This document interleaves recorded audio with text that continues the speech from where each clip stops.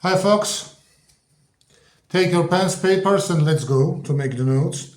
So your exam, board exam, you open your exam tickets and you find labor and delivery. Of course it's a gynecology, obstetrics and gynecology exams. And labor and delivery. So how to answer exam questions? And you go, you start. So causes of onset of labor.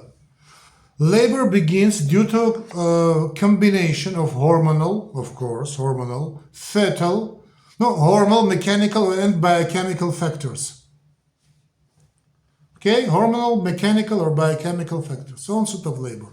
So what is hormonal factors? Of course, oxytocin release. Of course, oxytocin release.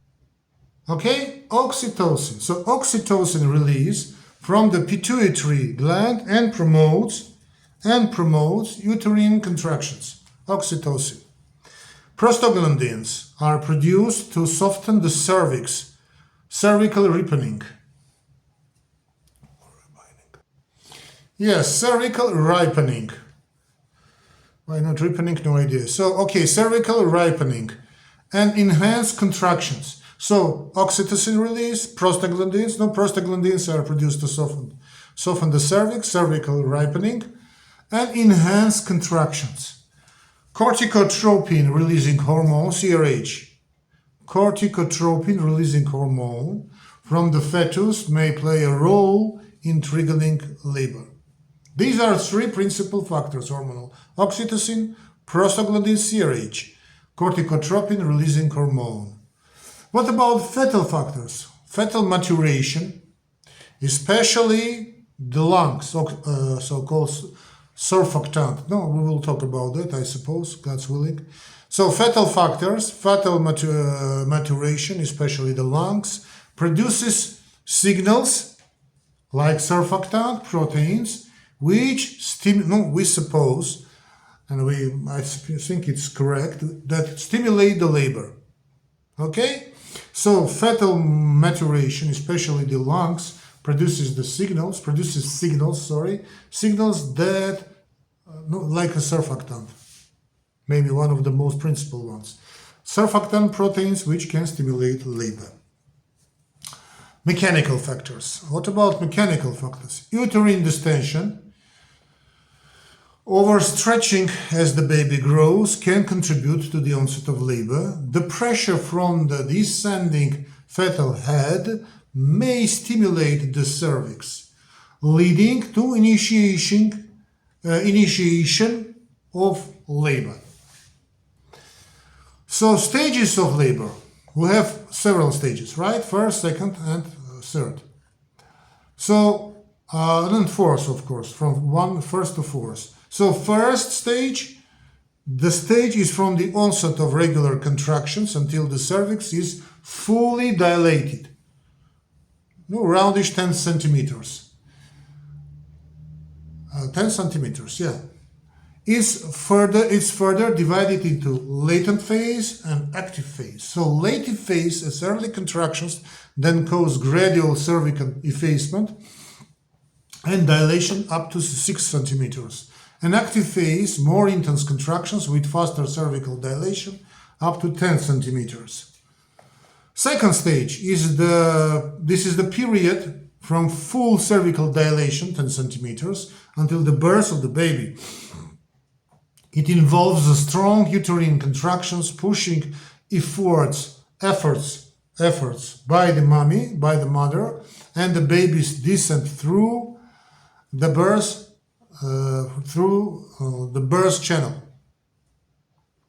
Baby's descent through the birth channel. And fetus crowns, the head is visible. Fetus crowns. The head is visible and then is delivered. Third stage. This is a period from the birth of the baby until the expulsion of the placenta. Uterine contractions help detach the placenta from the uterine wall and it's delivered through the birth canal. And finally, optional actually in some sources, actually I don't know, this is the fourth stage. The immediate postpartum period usually is the first 1-2 hours after delivery, whereas the mother is monitored for bleeding, uterine contraction, and recovery. Okay, so about the physiology of labor. What do we have? Uterine contractions.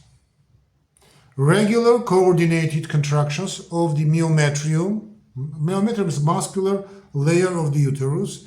Help efface and dilate the cervix. Cervical changes. The cervix shortens, effaces, and opens, dilates in response to contraction. Okay, so cervical changes, cervix shortens, effaces, and opens, that is, dilates in response to contractions. Fetal movements. So the baby rotates and descends through the birth canal, assisted by uterine contractions and maternal efforts, pushing. So key events to remember. Cervical effacement and dilation. So the cervix thins out and opens to allow passage of the baby. Rupture of membranes, so water breaking. The amniotic sac may rupture, spontaneously releasing amniotic fluid. Descent and rotation of the baby, so the baby moves into the optimal position head first position and passes through the birth canal. Expulsion of the baby, so the fetus is delivered. And finally, delivery of the placenta. The placenta detaches and it's delivered, ensuring the uterus is empty. Okay, so cervical effacement and dilation, my beloveds, rupture of membranes, so water breaking, descent and rotation of the baby, expulsion of the baby, and delivery of the placenta. So clinical course of labor, the labor progresses through the stages and in a stepwise manner in a normal clinical setting. So latent phase can last for many hours with mild contractions. Active labor is quicker with stronger, regular contractions. Pushing in the second stage can last anywhere from a few minutes to a few hours. Postpartum monitoring focuses on maternal recovery, uterine contraction, and prevention of hemorrhage. So, my beloveds, let me give you some key points, if you want, exam tips, if you want, cheats, if you want. So know the stages of labor and physiological changes that occur in each. Be clear of the hormonal regulations, so oxytocin, prostaglandins, mentioned above. Understand the clinical management of labor, including monitoring fetal well-being, managing pain, and addressing complications. So be prepared to describe how to assess progress in labor, that is, for example, cervical dilation, effacement, fetal station. What else? Be aware of potential complications, for example, prolonged labor, fetal distress, postpartum hemorrhage, and how to manage them.